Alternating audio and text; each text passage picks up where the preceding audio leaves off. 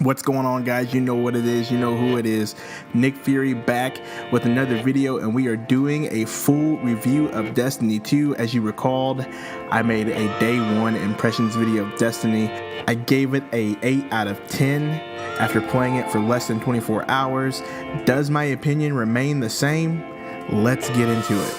In my day one impressions video, I talked about everything that I liked, from the gunplay, gameplay, story, multiplayer, cosmetics, visuals, all of that. I also talked about how I felt the game would be less grindy the way they made the game. It was easier to get gear to level up, but wrong. That is wrong. I was wrong. I'll take it back. This game is still grindy as Destiny 1. Instead of wasting your time grinding strikes and nightfalls and strikes just to get drops, now you're doing public events. Yes, it is quicker. Public events are more frequent. I mean, it's like 5 minutes at a time. You do a public event, go to the next part in the map, do another public event. This makes it way faster than Destiny 1. But the gear that you get is the same gear. I play Titan. I probably got the same gear over and over and over and over and over again, whether it was blue, whether it was legendary. I just kept getting the same chest pieces, boots, everything over and over and over again. Now, I will admit, the gear is meant for you to level up your character until you get the gear that you actually need, until the faction wars start, until you get raid gear, until you get exotics, things like that. I get it. But even when you get the things you want, it doesn't feel like that stuff is yours. It doesn't feel like Destiny 1 felt like accomplishment when you got an exotic or legendary. It just feels cheap. Now, speaking of cheap, let's talk about the usage of Year 1 exotics in this game. And I know the argument everybody uses, it's the Destiny universe. They have rare weapons in the lore of the game. They can reuse Year 1 exotics if they want. Fair enough. But me personally, I have hardly seen any Year 2 exotics. Most exotics that I've gotten have been Year 1. I haven't gotten any drops. I understand that they do have quests to get exotics, but I haven't seen any. So this is just a personal preference for me. I'm not gonna just bash the game based on this. I know RNG requires luck, and my RNG's been good, but I've only gotten, Year 1s. So my question about Destiny 2 is, if you didn't have Destiny 1 exotics in the game, what would you have? I'll leave it at that. Now, the Crucible for me has become more enjoyable since my day one impressions video. I complained about it being 4v4. I still have that complaint. I still wish it was 6 versus 6. But after playing it for a little while, playing it with my friends, getting weapons that I actually like to use, it is not all that bad. But what are the reasons for the changes to the Crucible? I know they want it to be competitive, but it won't ever be competitive. An MMO style game like this will never be competitive. It will never be an esports. And I know they made the excuse, well, it works better for the game, so we can push the frames better, so it helps with servers, with our new hybrid servers. I find that to be a load of crap.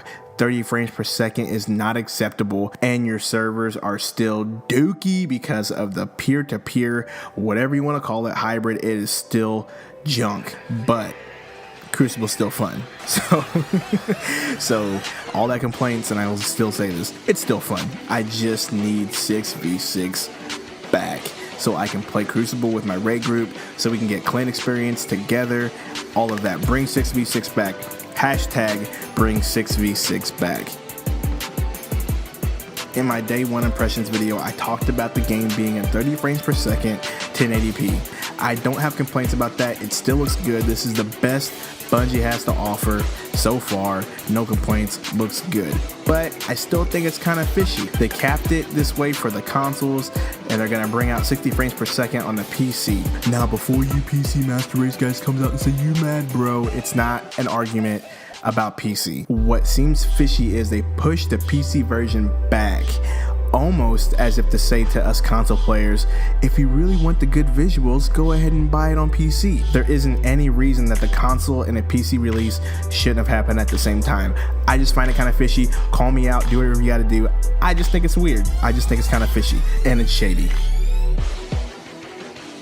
The Leviathan raid right now for me, without a doubt, is the funnest thing to do in Destiny 2. The raid mechanics are fun, they're great. It's a little bit easier this time around, I will say that, I feel like that's just for the more casual players. They sort of made it a point to get more people involved with the raid. They started the guided games. It just seems like that was their main focus this summer when they talked about Destiny 2, about getting more people involved, more people to do the raids, more people to do events. And so in order for them to, I guess, accomplish that, I think they felt like they needed to make this a little more easier, a little more casual for those people. So you have the Leviathan raid. Now, in between each section of the raid, you have to fight off waves of enemy while you send a fire team out to grab these objectives and bring them back. There's 3 of them. Once you get all 3, you can go to the next spot. That's just the Cliff Notes version. I don't want to go into the details. I know there's more to it than that, but for the sake of time, that's just pretty much it. You can see the gameplay, you can see what's happening. They seem to stick to the Destiny 1 formula with one boss fight in the end. The King's Fall raid had 3 boss fights in it. This raid only has 1, so they kind of stuck to that year 1 formula of just having sort of obstacles to go through, certain tasks to complete until you get to the boss room. That being said though, I really feel like they recycled a bunch of things from Vault of Glass. The Hounds feel a lot like Gorgon's Labyrinth. The fight with the Emperor feels a lot like Atheon. He teleports you to a different realm, and you split your fire team up while one fire team stays in the room and the other fire team has to do a task. You all do your damage phase, wash, rinse, repeat until you kill the boss. And I feel like they did this for the casual players. As I mentioned before, they wanted to make a clear effort to get casuals involved with the raid. I feel like they just felt like they needed to make it easier for those people. The 2 new parts of the raid though were the Bathers and the Gauntlet. I don't want to get into too much details about that, but my favorite part was the Gauntlet, running around the track. That was really fun. The Bathers, pretty simple. Everybody stands on a plate, enemy comes up, you kill the enemy, and you kind of just rotate plates until you do your damage phase. The mechanics of this raid aren't really all that confusing.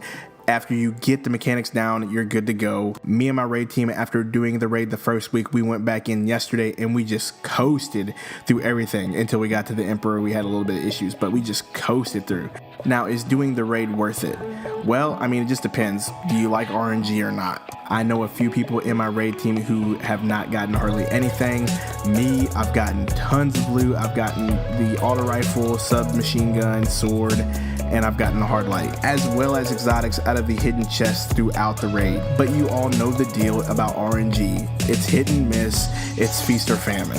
RNG has always been a big complaint throughout the Destiny community. So, after rambling along for however many minutes this was, how do I feel about the game? Does my score still remain the same for Destiny 2? I gave it an 8 out of 10 in my day 1 impressions, but I have to be honest, this game is just more of the same. They fixed a lot of issues about Destiny 1, the grindiness, the being bored, and all of that. They've added a lot more things to do, but all of those things are monotonous. So I'm just gonna have to go ahead and just call it what it is. This is not Destiny 2. This is just Destiny version 1.5. And as far as my score goes, I'm gonna have to go ahead and give it a 6.5 or a 7 out of 10. The game is good, the game is fun, but calling it Destiny 2 is a stretch. This is nothing but a software upgrade at best. Now, there was a leak about DLC coming out in December about Osiris. I think it's called The Curse of Osiris, and it's rumored to come out in December. And then there's another DLC rumored to come out in May. Once again, this feels a lot like year 1 of Destiny. In year 1, we had the base game, then we got Crota in December, then we got House of Wolves in May. This seems to be following the exact same pattern. I can only hope that there is a lot more content in these DLCs than the year 1. And honestly, that's the only thing that's going to keep me coming back to play this game. I know they have events, I know they have the faction wars, there's going to be Iron Banner, all of that, and I will do that. But as far as me grinding out the gaming, like going in depth, DLC will have to matter. I can only hope that this game will last me until next fall. I really do want this game to last me until next fall. I am a fan of Destiny.